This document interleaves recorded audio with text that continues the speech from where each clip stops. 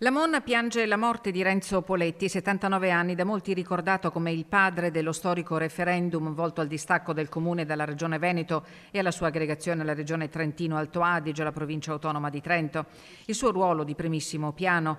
Poletti fu nominato delegato effettivo per la procedura referendaria che lo rese figura centrale nel percorso formale e amministrativo necessario per portare la consultazione alle urne.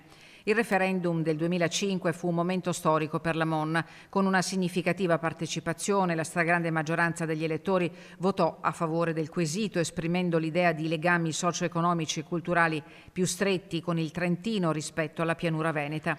In seguito al voto, pur non essendo stata completata l'effettiva ricollocazione amministrativa del comune, l'iniziativa referendaria è diventata un simbolo di attivazione civica e di impegno nella democrazia diretta locale. La vicenda è stata così significativa da dare vita anche al neologismo lamonizzare, usato per descrivere l'uso innovativo dello strumento referendario in contesti locali italiani. Renzo Poletti perciò è ricordato non solo per la sua leadership nel percorso referendario, ma anche per la capacità di mobilitare cittadinanza e istituzioni su un tema complesso di identità territoriali e partecipazione popolare. Il suo ruolo ha contribuito a inserire la Mon nel dibattito nazionale su autonomia e decentramento amministrativo, attirando l'attenzione di parlamentari e osservatori politici. La morte di Renzo Poletti segna la scomparsa di una figura determinante per la storia recente di Lamon e della provincia di Belluno.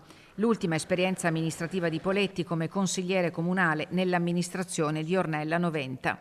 La sua dedizione al coinvolgimento civico locale e alla democrazia diretta lascia un'eredità significativa nella comunità di cui è stato portavoce e protagonista.